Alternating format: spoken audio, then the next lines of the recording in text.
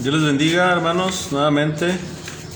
Les saluda su hermano y amigo Emanuel Barrón, miembro de la Iglesia de Cristo en Monclova, Coahuila, en la colonia Ampliación Las Flores. Bienvenidos a la página de la Iglesia de Cristo en Ampliación Las Flores. Bienvenidos también a la página de estudios bíblicos gratuitos en León, Guanajuato. Y en este día vamos a ver la segunda lección, la segunda parte del estudio del libro de los Hechos de los Apóstoles. Que el Señor les bendiga y pues vamos de lleno, vamos a entrar a los capítulos donde nos encontramos. En la última lección, en la última clase, en la última transmisión, estuvimos viendo la introducción a este estudio, amados hermanos. Vimos por ahí el autor, Lucas, la profesión de él, médico amado, colaborador del apóstol Pablo, fiel colaborador del apóstol Pablo. Vimos acerca de Teófilo, vimos acerca, amados hermanos, de los apóstoles del reino, ¿verdad?, de nuestro Señor Jesucristo, que estuvo apareciendo a ellos. Vimos acerca de las pruebas indubitables que Lucas habla, ¿verdad? Vimos ejemplos en las lecturas, en los evangelios, de esas pruebas indudables. Vimos por ahí también el gran obstáculo que los apóstoles tenían en mente, hermanos, cuando Jesús les hablaba acerca del reino. Ellos tenían en mente un reino terrenal. Vimos también acerca de la era gloriosa, ¿verdad?, de los reyes en el Antiguo Testamento. Pero vimos que en la mente de Jesús, hermanos, el reino es espiritual, es la iglesia. Entonces vamos a continuar, nos quedamos en el en el versículo 9 del capítulo 1 del libro de los Hechos, y en esta hora vamos a continuar. Bueno, hermanos, acuérdense que Jesús, hasta donde lo que hemos visto, Él apareció, dice Lucas, por 40 días, ¿sí? Después de su resurrección, después de haber sido crucificado, sepultado y de haber resucitado, estuvo apareciéndoles a ellos, según el versículo 1 del libro de los Hechos, con pruebas indubitables, por 40 días. Después, hermanos, de esos 40 días, nuestro Señor Jesús pues había cumplido, ¿verdad? Y ahora el momento, hermanos, de regresar al cielo, hermanos, ese momento había ya, hermanos, había llegado. Y ahora vamos a continuar. Hechos capítulo 1, versículo 9, que es donde nos quedamos, nos dice la palabra, hermanos, la palabra de nuestro Dios de la siguiente manera. Hechos 1:9, y ahí ya continuamos con la secuencia. Y habiendo dicho estas cosas, viéndolo ellos, fue alzado y le recibió una nube que le ocultó de sus ojos. Amados hermanos, la ascensión, hermanos, de Jesús fue, hermanos, la culminación de su estadía aquí, hermanos, en esta tierra. Él finalmente, hermanos, había terminado su obra. Ahora iba de nuevo, hermanos, a su hogar celestial, el cielo, hermanos. Los discípulos, hermanos, pues estaban obviamente perplejos, asombrados, hermanos, pero aún había que agregarle algo más, hermanos, a esta maravillosa, hermanos, situación de la ascensión de nuestro Señor Jesucristo al cielo. Dos inesperados visitantes, amados hermanos, aparecieron de la nada. Continuando con nuestro estudio en el libro de los Hechos, capítulo 1, versículo 10, leemos lo siguiente: y estando ellos con los ojos puestos en el cielo, entre tanto que él se iba, he aquí se pusieron junto a ellos dos varones con vestiduras blancas. Hermanos, aquí lo que vamos a comentar es que no era esta la primera vez que los discípulos, hermanos, habían visto a Jesús, después de su resurrección, obviamente, partir misteriosamente. Si nosotros vamos al capítulo 24 de Lucas, por ahí está registrada, hermanos, la resurrección de Jesús, y termina, ¿sí?, con la escena de Pedro confirmando esta verdad. En Lucas 24, hermanos, Lucas 24:12, vamos a leerlo. Dice de la siguiente manera, Lucas 24:12: Pero levantándose Pedro, dice, corrió al sepulcro, y cuando miró dentro, vio los lienzos solos y se fue a casa maravillándose de lo que había sucedido. Pero después de esto, amados hermanos, Lucas nos narra algo realmente fantástico para, hermanos, para su audiencia. Ahí mismo en el capítulo 24, en el versículo 13 dice: y aquí 2 de ellos iban el mismo día a una aldea llamada Emaús, que estaba a 60 estadios de Jerusalén. Bueno, aquí las referencias que encontramos en cuanto a las medidas. Un estadio, hermanos, es igual a 180 metros, equivale a 180 metros. Pero aquí, hermanos, dice 60 estadios. Bueno, si hacemos la multiplicación y si las matemáticas no nos fallan, hermanos, estamos hablando de 10.800 metros. Es decir, hermanos, hacemos la conversión a kilómetros, estamos hablando de casi 11 kilómetros, ¿sí? Casi 11 kilómetros. Pero dice que Jesús desaparece misteriosamente, hermanos. Así que ahora en Hechos, si nos vamos hasta, bueno, aquí en Lucas 24, pero si nos vamos hasta el 31, dice: entonces les fueron abiertos los ojos y le reconocieron, mas él, dice, se desapareció de su vista. No era la primera vez, como lo estamos leyendo en el libro de los Hechos, que Jesús, después de su resurrección, hermanos, desaparecía misteriosamente. Pero aquí en Hechos capítulo 1, hermanos, versículo 10, volviendo con nuestro estudio, está sucediendo algo, hermanos, parecido, porque dice que Jesús está, hermanos, está siendo llevado, hermanos, arriba. Está desapareciendo, hermanos, del alcance de su vista de los apóstoles. Probablemente algunos de ellos en esos momentos pues tuvieron tiempo, hermanos, para pensar, para dudar, es más, hermanos. Es decir, si se había ido definitivamente o si volvería a aparecer otra vez, como frecuentemente lo había hecho. ¿Durante cuántos días, hermanos? 40 días. Ya no tuvieron mucho tiempo, hermanos, para hacer conjeturas, porque, hermanos, dice la Escritura en nuestro estudio del libro de los Hechos, en el siguiente párrafo, hermanos, que 2 inesperados visitantes estaban allí junto a ellos y traían un mensaje, hermanos. Estos hombres traían un mensaje. ¿Qué mensaje era? Bueno, vamos a leerlo en Hechos capítulo 1, en el versículo 11. Dice: los cuales también les dijeron: varones galileos, ¿por qué estáis mirando al cielo? Este mismo Jesús que ha sido tomado de vosotros al cielo, así vendrá como le habéis visto ir al cielo. Ahora, hermanos, este mensaje que están dando estos varones, estos ángeles, contiene 2 cosas, hermanos, muy importantes. 2 cosas importantes. Encontramos ahí, número 1, un desafío, hermanos. Y número 2, un consuelo, hermanos. Repito, un desafío, número 1, y número 2, un consuelo. Pero, hermanos, vamos a ver dónde, en qué parte de este mensaje, hermanos, podemos nosotros encontrar cada una de estas 2 cosas que yo acabo de mencionar, el desafío y el consuelo. Si nosotros vemos nuevamente la primera parte del desafío, hermanos, o de estas palabras, dice: este mismo Jesús que ha sido tomado de vosotros al cielo. Allí se encuentra el desafío, hermanos. ¿Pero cómo?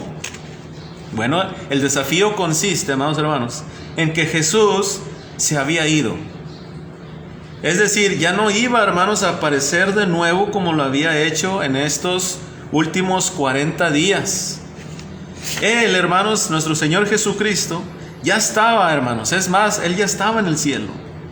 Dice, porque dicen los ángeles: ha sido tomado de vosotros, ¿a dónde? Al cielo. ¿Qué significa entonces esto, amados hermanos? Pueden ver, encontrar, hermanos, el desafío. ¿Pueden verlo? ¿En qué consiste, hermanos, este desafío? La respuesta es la siguiente: la obra del Señor, hermanos, ahora estaba completamente en las manos ¿de quién? En las manos de ellos, de los apóstoles. El Señor, hermanos, había terminado lo suyo, su parte. Es decir, Él había ya partido, hermanos. Ahora estaban solos, por decirlo de alguna manera, porque venía el Espíritu Santo, recuérdenlo. Pero ahora su hora había llegado, hermanos. Ahora todo dependía de ellos, porque como bien lo decía nuestro hermano en la clase anterior, el Espíritu Santo no va a poder hacer nada si nosotros no se lo permitimos. Entonces el gran desafío ahora se encontraba, hermanos, en ellos. ¿O no era, hermanos, un desafío? Por supuesto, hermanos, que lo era. Ahora, algo adicional, y esto es algo muy importante, amados hermanos, que hoy aún lo sigue siendo este desafío. Ese desafío sigue estando, amados hermanos, vigente. Pero ahora, ¿para quién es ese desafío, hermanos? Usted sabe la respuesta. Es para nosotros, es para los cristianos, es para los miembros de la iglesia. Entonces, ya encontramos el desafío, amados hermanos, contenido en el mensaje de los ángeles. Pero ahora falta otra cosa, hermanos. Acuérdense que yo dije que contenía un desafío, ¿y qué más? ¿Qué más contenía? Un consuelo. ¿Sí? Vamos a ver la segunda parte, el consuelo. ¿En qué parte del mensaje, hermanos, ofrece el consuelo? Muy sencillo, yo creo que está más fácil de encontrarlo. Dice la Escritura que así vendrá como le habéis visto ir al cielo.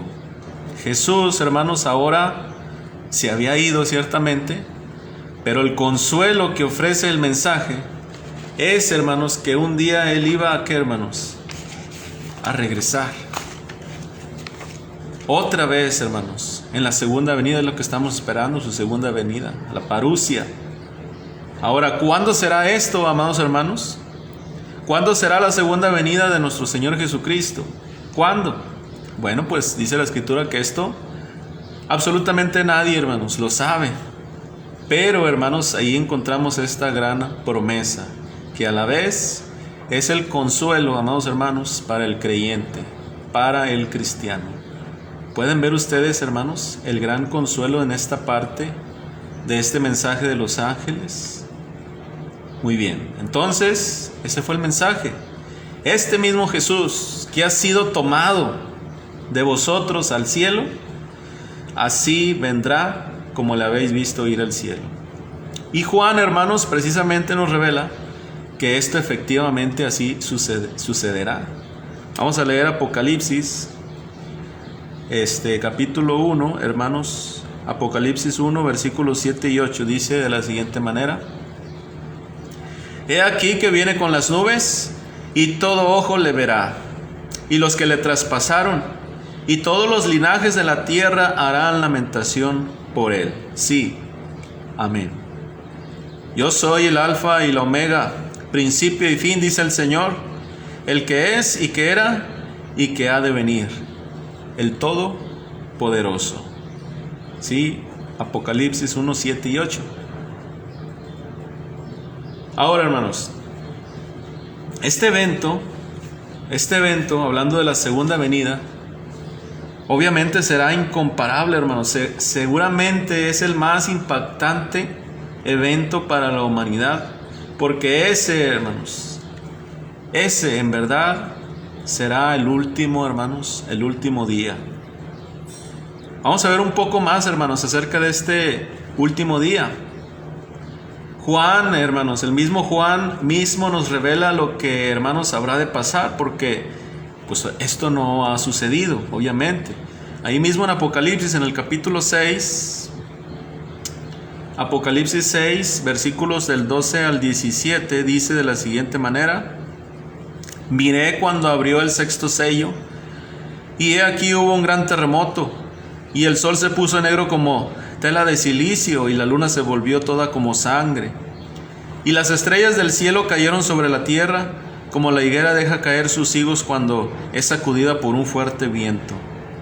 Y el cielo se desvaneció como un pergamino que se enrolla, y todo monte y toda isla se removió de su lugar, y los reyes de la tierra y los grandes, los ricos, los capitanes, los poderosos, y todo siervo y todo libre, se escondieron en las cuevas y entre las peñas de los montes, y decían a los montes y a las peñas: caed sobre nosotros, y escondednos del rostro de aquel que está sentado sobre el trono, y de la ira del Cordero, porque el gran día de su ira ha llegado.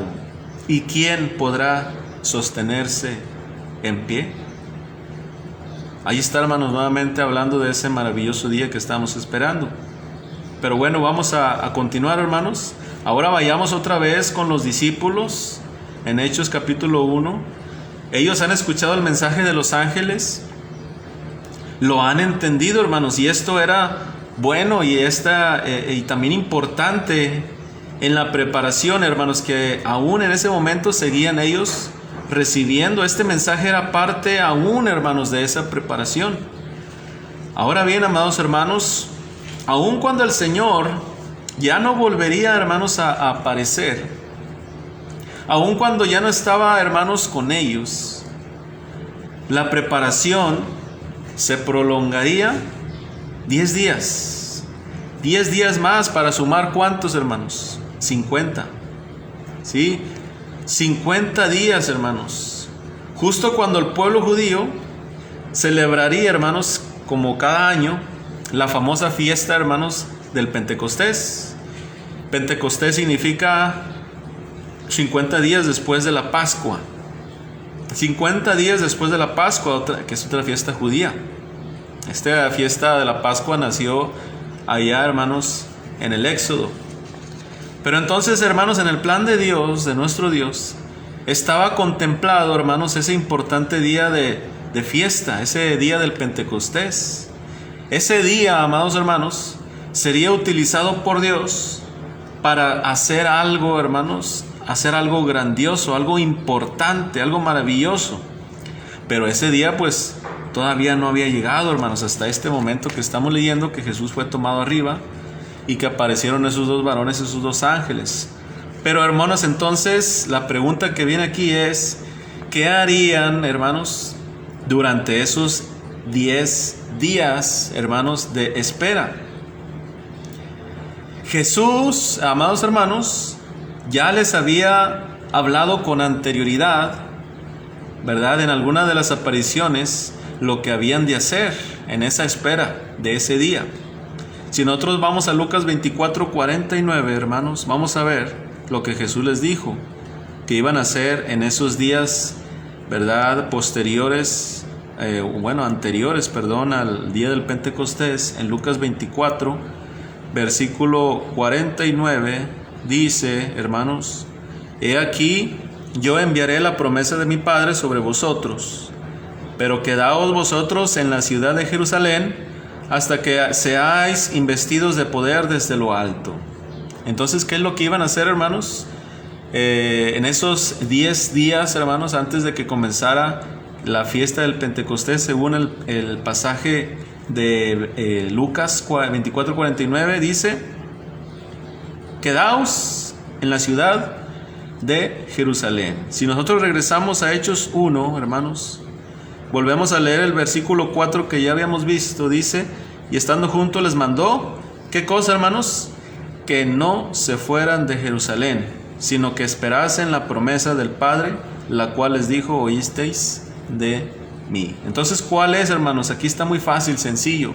¿Cuál era el mandamiento? ¿Cuál era el mandato, hermanos, para los apóstoles que hicieran antes de que se llegase el día del Pentecostés? Y en esos días que restaban, ¿verdad?, que faltaban, después de esos 40 días que se les presentó, ¿verdad?, a los apóstoles. Sí, entonces aquí no había ninguna duda en cuanto a la voluntad de Jesús. ¿Qué querían que hiciera, hermanos? Exactamente, que se quedaran en Jerusalén. Jerusalén, amados hermanos. Ahora, ¿cuántos recuerdos, hermanos, tenían los apóstoles de la ciudad de Jerusalén? Tal vez era el último lugar, hermanos, en donde ellos hubieran querido estar. ¿Por qué estamos mencionando esto, hermanos? Que era el último lugar donde ellos querían estar, porque era el lugar, hermanos, pues donde precisamente su Señor había sido crucificado. Estamos hablando de Jesucristo. Ellos tenían ahí muchos enemigos, hermanos, en esa ciudad de Jerusalén. Además, hermanos, no tenían familiares, hermanos, ahí. Sus hogares, sus familias estaban en Galilea, hermanos, porque todos ellos eran galileos. Sin embargo, amados hermanos, a pesar de todo esto, Jesús les había dicho que no se fueran, que no salieran de Jerusalén, sino que, hermanos, esperasen ahí. Así que Hechos capítulo 1 y versículo 12, que es donde estamos, nos presenta, hermanos, a los discípulos haciendo exactamente lo que el Señor les había ordenado. Leamos Hechos 1:12. Entonces dice Hechos 1:12. Entonces ellos volvieron ¿a dónde? A Jerusalén, desde el monte que se llama del Olivar, el cual está cerca de Jerusalén, camino de un día de reposo. Ahora vamos a hacer la conversión de estas señas, hermanos, de estas distancias. Un día de reposo es igual a 1080 metros, y si hacemos la conversión a kilómetros, pues es pasadito de 1 kilómetro, hermanos, un poquito más de 1 kilómetro. 1000 metros es 1 kilómetro, entonces sería 1 kilómetro y 80 metros. Bueno, ellos recorren esta distancia, hermanos, y vuelven de nuevo a Jerusalén, ese mandamiento que Dios les dio, que Jesús les dio, sí, como Él se los había ordenado, como lo acabamos de leer en Lucas y en Hechos 1:4. Ahora, los discípulos, al quedarse en Jerusalén, amados hermanos, ellos al obedecer este mandamiento se estaban ellos comprometiendo con Dios, con el Señor Jesucristo. Se estaban comprometiendo a obedecerle, hermanos, sin importar las consecuencias. Esta es la posición, hermanos, que todos los creyentes, que usted y yo, debemos tomar al venir a nuestro Señor Jesús, ¿verdad? Es decir, que nos estamos comprometiendo con Él y con nadie más. Si nosotros, hermanos, reconocemos que tenemos el compromiso con Dios, no con el hombre, no con el predicador ni con los hermanos, pues vamos hermanos, a cumplir, ¿verdad? Tanto con Dios primeramente, como también con los hermanos, con la iglesia. Así que los discípulos, amados hermanos, habían vuelto otra vez a Jerusalén. Hechos 1:13. Dice Hechos 1:13, vamos a leerlo.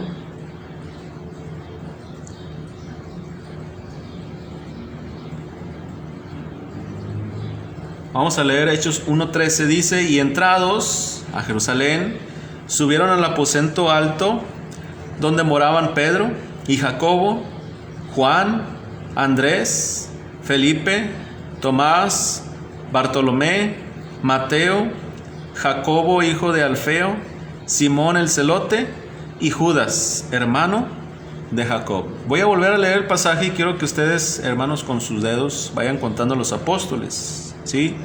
Pedro, Jacobo, Juan, Andrés, Felipe, Tomás, Bartolomé, Mateo, Jacobo hijo de Alfeo, Simón el celote, ¿y quién más? Y Judas, hermano de Jacob.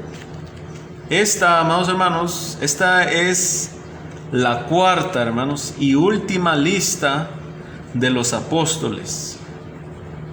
La cuarta y última lista de los apóstoles. Las otras tres listas, hermanos, se encuentran en Mateo 10, Mateo 10:3, está en Mateo capítulo 10, en Marcos 3:13 y en Lucas 6:12.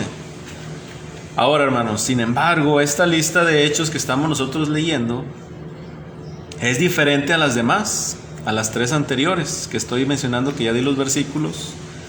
Pero ¿cuál es la diferencia, hermanos? ¿Cuántos contó usted?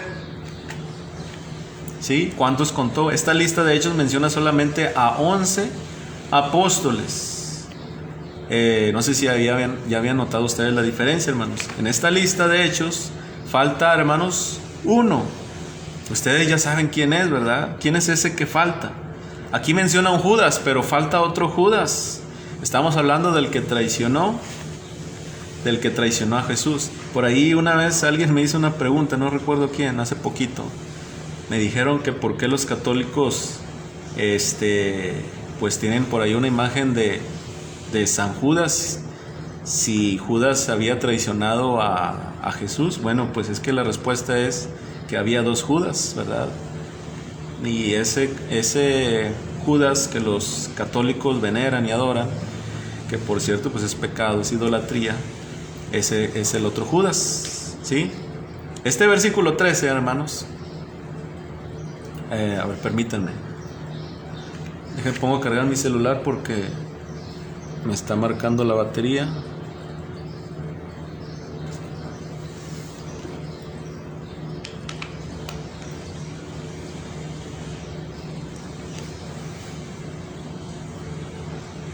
Bueno, ahí estamos. Ahí estamos listos. Lo que estamos mencionando, hermanos, es que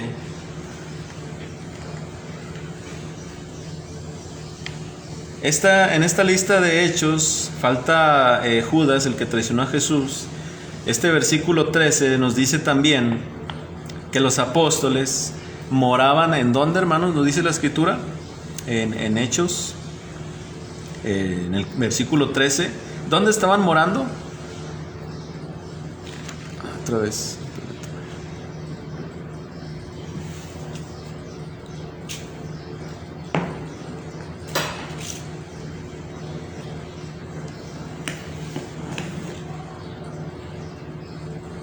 Listo. Una disculpa, hermanos, estoy bateando un poquito con el cargador, pero ya. ¿Dónde dice, hermanos, que estaban morando? Dice en un aposento alto. ¿Qué es esto?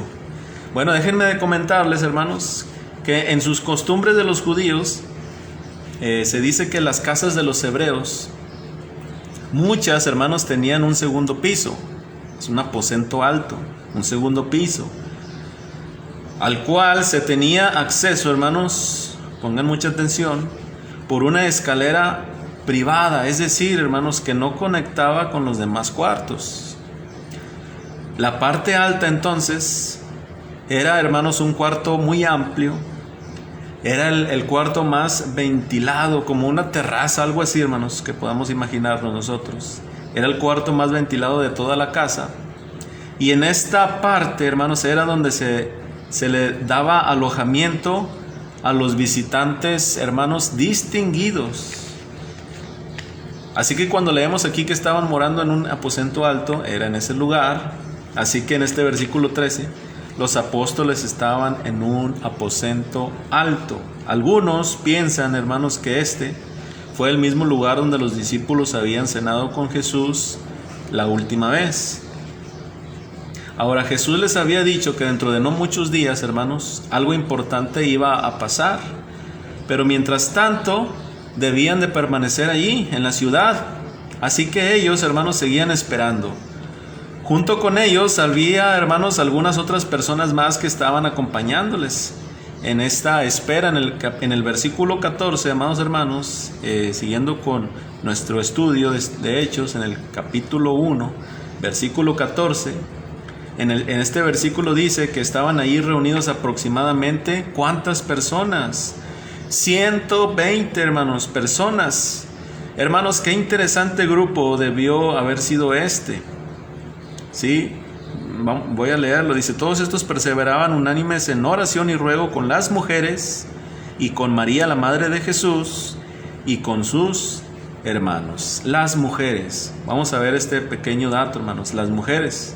Entre ellas, como ya lo vimos, estaba María, estaba Marta, las hermanas de Lázaro. También es muy posible, hermanos, es muy posible que se hayan encontrado allí mujeres que habían sido sanadas por Jesús y que posteriormente, hermanos, le habían servido a él y a sus seguidores.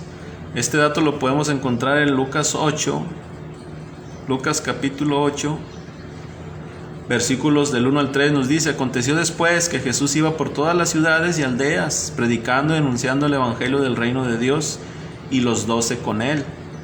Y algunas mujeres que habían sido sanadas de espíritus malos y de enfermedades. María, que se llamaba Magdalena, de la que habían salido 7 demonios. Juana, mujer de Chuza, intendente de Herodes, y Susana, y otras muchas que le servían de sus bienes. Bueno, estas mujeres pudieron haber estado ahí, lo más probable, hermanos. Tal vez se encontraban también, hermanos, aquellas mujeres que le siguieron hasta su muerte en la cruz. Este dato lo encontramos en Marcos 15. Marcos, Evangelio de según San Marcos, capítulo 15, hermanos, versículos 40 y 41 nos dice: también había algunas mujeres mirando de lejos, entre las cuales estaban María Magdalena, María la madre de Jacob el menor y de José, y Salomé, quienes cuando él estaba en Galilea le seguían y le servían, y otras muchas que habían subido con él a Jerusalén. Todas estas mujeres, hermanos, probablemente estaban allí cuando estamos leyendo en Hechos capítulo 1 que estaban las mujeres en el versículo 14. Y específicamente, hermanos, menciona a María, la madre de Jesús, ¿verdad? La madre de la naturaleza humana de nuestro Señor Jesucristo. Pero aquí viene un dato muy interesante, hermanos, que esta es la última vez que la Escritura menciona a María, su madre. Los historiadores, hermanos, nos dicen que posteriormente María fue a Éfeso con el apóstol Juan y ahí terminó sus días. En este versículo 14, hermanos, se menciona también a los hermanos de Jesús. Esto es muy interesante, hermanos, y muy importante, porque durante la vida y el ministerio de Jesús, hermanos, sus hermanos no habían creído en Él. Esto lo dice Juan capítulo 7, versículo 5. Juan 7:5 dice, porque ni aún sus hermanos creían en Él. Pero ahora en el libro de los Hechos, hermanos, en el versículo 14, ellos aparecen. Después de su resurrección, hermanos, Jesús, en una de sus apariciones, se presentó delante de Jacobo. Esto lo encontramos en 1 Corintios capítulo 15, versículo 7. Después apareció a Jacobo, después a todos los apóstoles. Dice 1 Corintios 15, versículo 7. Y no hay ninguna duda, hermanos, de que Jacobo compartió, ¿verdad?, lo que vio con sus demás hermanos, José, Simón y Judas, quienes finalmente se convencieron, hermanos, de la identidad de Jesús, puesto que todos estaban, amados hermanos, en esta reunión, en Hechos capítulo 1 y versículo 14. Y nos dice algo muy interesante, dice, todos estos perseveraban unánimes en oración y ruego con las mujeres, y con María, la madre de Jesús, y con sus hermanos.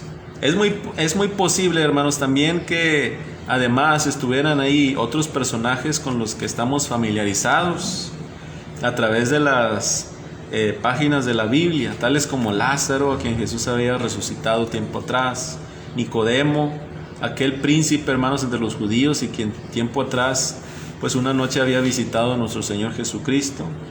También pudo haber estado ahí José de Arimatea, aquel que había reclamado el cuerpo, ¿verdad, hermanos, de Jesús después de morir en la cruz. Zaqueo, aquel jefe, hermanos, de cobradores de impuestos, a cuya casa, hermanos, Jesús fue a comer, pero sobre todo fue a llevar, hermanos, pues la salvación. Estos y probablemente otros más también, hermanos, se encontraban ahí. Ahora, hermanos, lo interesante de este grupo era que cada uno de ellos había tenido algo que ver con Jesucristo. Y ahora muchos, hermanos, de ellos estaban allí, hermanos, reunidos, juntos, amados hermanos, esperando especialmente los apóstoles. Pero, ¿cuál era la actividad de este grupo, hermanos, mientras permanecían en espera? El mismo versículo 14 nos lo dice y nos menciona una actividad específica, hermanos, que este grupo realizaba. ¿Cuál era esa, hermanos, esa actividad?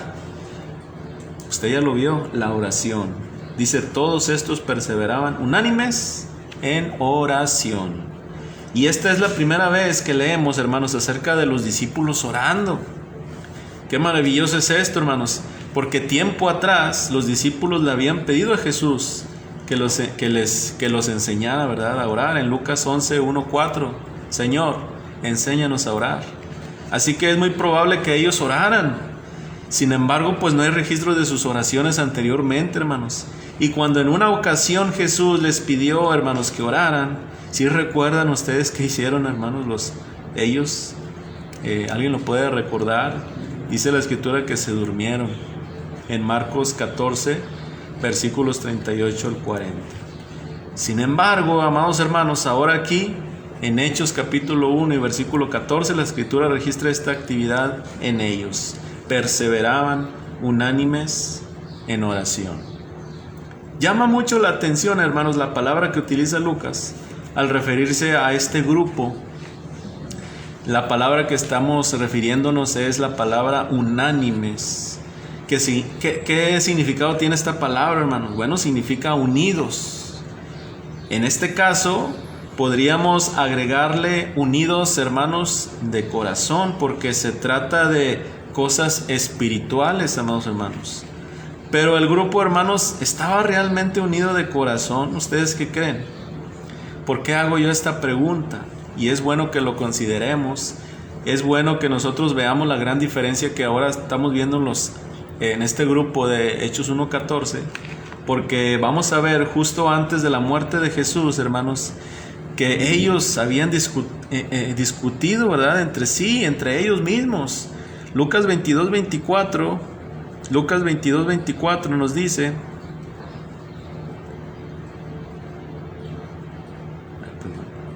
Lucas 22:24 dice: hubo también entre ellos una disputa sobre quién de ellos sería el mayor. Había un pleito, hermanos. O sea, algo totalmente diferente a lo que estamos viendo en Hechos 1:14. Algunos, si no es que todos, habían abandonado o negado al Señor, hermanos, en algún momento anterior.